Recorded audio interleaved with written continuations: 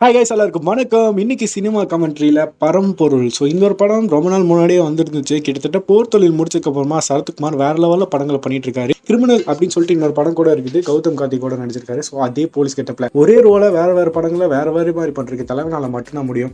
So அந்த வகையில் இந்த படம் எப்படி இருக்குன்னு இந்த படத்தை பார்க்க ஆரம்பிச்சேன். ஸோ இந்த படத்தில் தலைவனோட ரோல் வந்து டோட்டலாக வேற மாதிரி இருந்துச்சுங்க. போர் தொழிலில் ஒரு மாதிரி பார்த்துருப்பீங்க, அதோட அப்படியே ஆப்போசிட்டாக கான்ட்ராஸ்டான ஒரு போலீஸ். பயங்கரமாக நக்கல் நையாண்டி பண்ணிட்டு ஒரு திருட்டுத்தனமாக திருட்டு வேலை பண்ணுற ஒரு பயங்கரமான ஒரு திருட்டு போலீஸ் அப்படின்னே சொல்லலாம். ஸோ இந்த ஒரு கேரக்டர் மிஸ்கின் அவர்கள் பண்ணியிருந்தாருன்னா இன்னும் சூப்பராக இருந்திருக்கும். படம் இன்னும் வேற லெவலில் போயிருக்குன்றது என்னோட கருத்து. ஏன்னா அந்த கேரக்டர் டிசைன் வந்து அந்த மாதிரி தான் இருந்துச்சு. மிஸ்கினுக்கு பக்காவாக சூட் ஆயிருக்கும். ஸோ இதை தாண்டி இந்த ஹீரோ யாருன்னு வந்து பார்த்தீங்கன்னா வேலையில்லா பட்டதாரியில் வர நம்ம அமுல் பேபி தான். ஸோ இந்த படத்தோட கதையை பற்றி பார்த்தோம் அப்படின்னா ரொம்பவே சிம்பிள் தான்.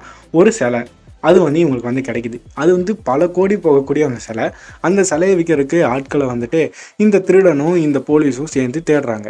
ஸோ அப்படி தேடும்போது ஒரு பாட்டிக்கிட்ட மாட்டிக்கிறாங்க. ஸோ அவங்க வந்துட்டு இவங்களுக்கு காசு தரேன்னு சொல்லிடுறாங்க. பட் என்ன நடக்குதுன்னா அன்ஃபார்ச்சுனேட்டாக அந்த சிலை வந்து உடஞ்சி போயிடுது. ஸோ அப்படி உடஞ்சி போன சிலையை விற்க முடியாது. கிட்டத்தட்ட ஒரு 150 கோடி போகிற சிலைக்கு அந்த பாட்டியை 15 கோடி தான் தரேன்னு சொல்கிறாங்க. பட் ஆனால் அந்த சிலை இப்போ உடஞ்சி போச்சு. ஸோ இவங்க இதுக்கப்புறம் என்ன பண்ணி அந்த சிலையை விற்றாங்களா இல்லை என்ன நடந்துச்சு, ஓவராலாக இந்த படத்துக்கு பின்ன பார்க்கும்போதே உங்களுக்கு வந்துட்டு இதுக்கு பின்னாடி ஏதோ ஒரு சம்பவத்தை மறைச்சிக்கிட்டே வராங்களே அப்படின்னு தோணும். அதை வந்து லாஸ்ட்டில் ரிவீல் பண்ணுவாங்க. அது இன்னும் சூப்பராக இருந்துச்சு. பட் எனக்கு என்ன படத்தில் பிரச்சனையாக பட்டுச்சுன்னா மேக்கிங் இன்னும் சூப்பராகவே பண்ணியிருந்திருக்கலாம். ஸோ ஒரு நல்ல ஒரு கதை, ஸ்க்ரீன் பிளே இன்னும் பெட்டராக பண்ணியிருந்திருக்கலாம். ஸோ டெக்னிக்கலாக இன்னும் ஸ்ட்ராங்காக இந்த படத்தை வந்து பண்ணியிருந்தாங்கன்னா வேறு லெவலுக்கு. மெயினாக இந்த காஸ்டிங் இதை மட்டும் வேறு யாராச்சும் பண்ணியிருந்தாங்கன்னா படம் வேறு லெவல் ஹிட்டான ஒரு படமாக அமைஞ்சிருக்குன்றது என்னோட கருத்து. அண்ட் டைலாக்ஸாக இருக்கட்டும், அங்கங்கே இருக்கக்கூடிய சீன் சீக்வன்ஸாக இருக்கட்டும், எல்லாமே சொல்லி வச்சு நடக்கிற மாதிரியே அமைஞ்சிருக்கும். அண்ட் ஒரு சில இடங்களில் நடக்கிற அந்த டைலாக்ஸ் வந்து நம்மளால ஒத்து போக முடியாது, அது ஒத்துக்கவே முடியாது. எக்ஸாம்பிளுக்கு ஒரு சீன் சொல்கிறேன். கிட்டத்தட்ட இந்த ஒரு போலீஸும் இந்த ஒரு திருடனும் வந்துட்டு சிலை விற்கிறதுக்கு ஒரு ரவுடி கும்பல் கிட்ட போயிட்டு அந்த சமயத்தில் அந்த போலீஸ் வந்து துப்பாக்கி வச்சிருப்பான்.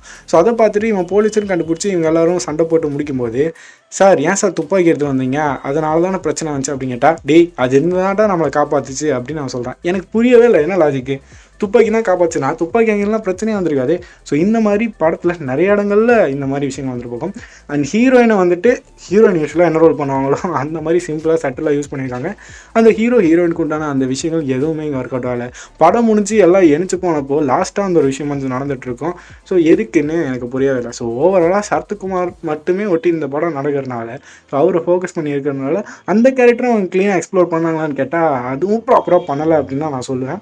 ஸோ அவ்வளோதான். பரம்பொருள் நீங்கள் பார்த்துருக்கீங்க அப்படின்னு உங்கள் கருத்துக்களை கமெண்ட் செக்ஷனில் மென்ஷன் பண்ணுங்க. இன்னும் ஒரு படத்தோட நான் உங்களை சந்திக்கிறேன். நீங்கள் பண்ண வேண்டியதெல்லாம் நம்ம சேனலை சப்ஸ்கிரைப் பண்ணுங்கள். This signing off for cinema commentary.